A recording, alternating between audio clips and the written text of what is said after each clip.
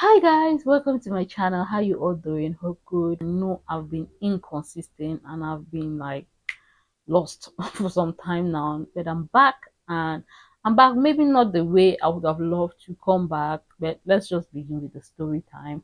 I just pray I don't get emotional in the course of this video, but in everything I choose to give thanks to God, and He has a reason for everything. I made mention of my Instagram story. Some of you that are following me must have seen it. Mentioned that I lost my phones, three phones, two phones that were mine, and the other one was my mom's phone. Like I lost a lot of content in the phone that it got me emotional for days, even up to now, and I'm still in shock that it actually happened. I carried the phones to church because it all happened in church. I work in the church media unit. I take pictures, videos of the service, and then I upload on the church social media page. It's just a way of propagating the gospel and having an online section of the church as well. So that's what I've been doing for a while now, and I've been using my phones. When I'm worshiping, they didn't have good gadgets, cameras or phones, to take good quality pictures and all of that. Then I was like, oh, why don't I sacrifice my iPhone? Even I bought the iPhone this year. Since I got the phone, I'll take pictures and videos every Sunday. It makes me happy to be able to serve in the vineyard of God.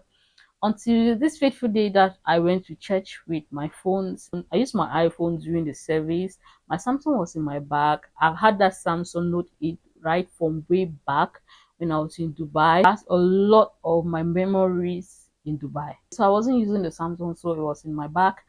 So I used only the iPhone. Then I begged my mom's phone because my mom has a Samsung Ultra 23. If you know that phone, the camera is so on point, like the camera is bomb.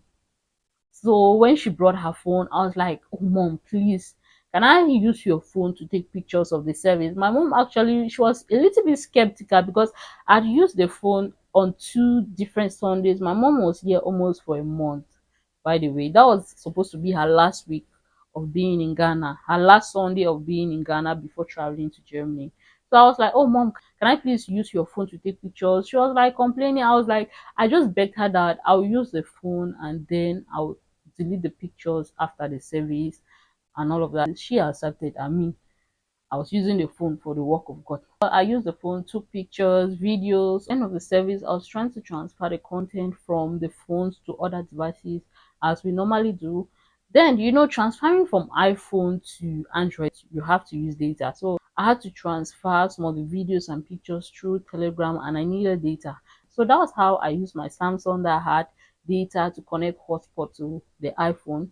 Then I was transferring the things. One of our church brothers just hurriedly called me that they needed one document and it was on the table. I don't know how everything happened. I just rushed, enter inside to collect it. I think someone had not written their name. Then I was just like, oh, can we write the name? Then before I go and give it. Only for me to come outside to give it.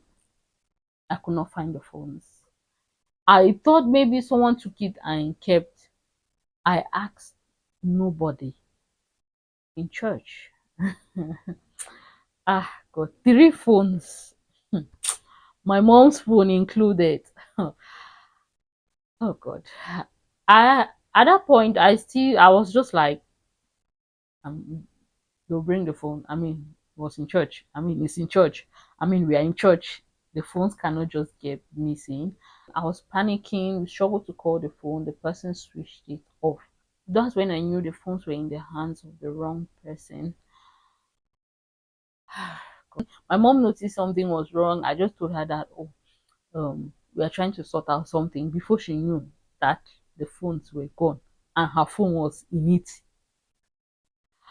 I just started begging my mom because, like, how do I want to start to explain? Started tracking now the iPhone. The guy had put the iPhone on fly mode. But at that point, a lot of things were running through my head. Like, how? Like, it has never happened and it has been really tough and emotional. Like, I mean, every service I'm in church, not just running around to serve, but actually using my devices. forgot work, and then everything, like a lot of things were running through my mind. Videos that I had taken, videos that I had taken, content, everything. My school projects, everything was in the iPhone. I had not backed up because the memory was even almost full. Imagine, I was literally doing everything with just the phone.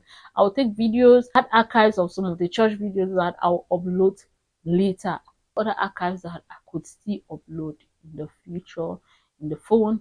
I had my graduation that just happened, all the pictures, videos that we took were in the phone. The vlogs that I had made pertaining to my graduation, the events that took place at that time, everything was inside the phones.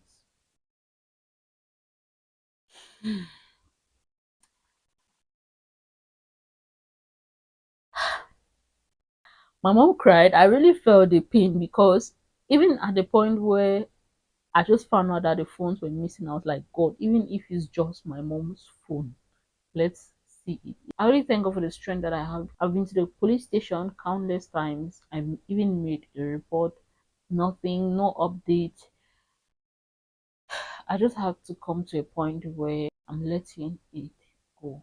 Phones were stolen in church. Not that I was somewhere partying or maybe I was going about my activities and that happened.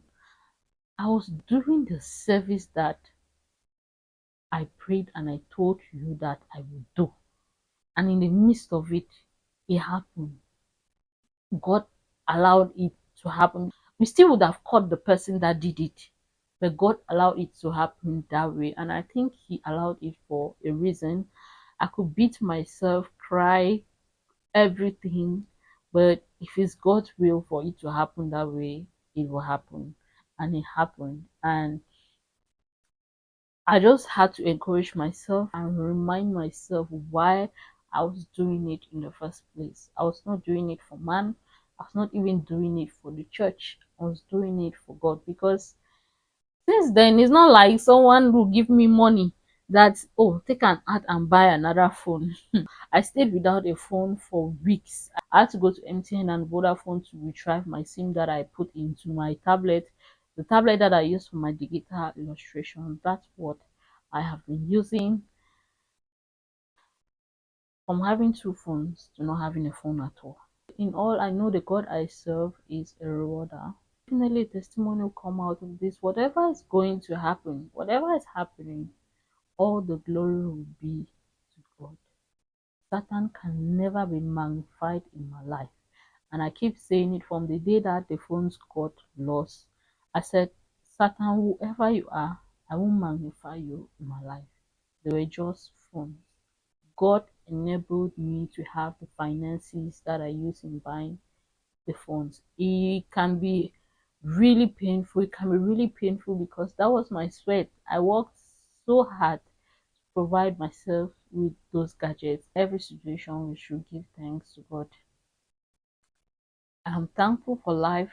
I'm thankful for health devices. And I believe God is going to provide me with better opportunities to have way more better gadgets. Whatever the devil stole from me, thinking he's destroying me, breaking me down, I'm sorry. That just went ahead to pour more strength and fire in me because I'll continue to do service for God. I'll still continue to propagate his gospel. Phones were stolen on Sunday. So on Wednesday, I went to MTN, then I retrieved my SIM. I logged into my tablet. I was struggling to get to a customer because the devil, eh?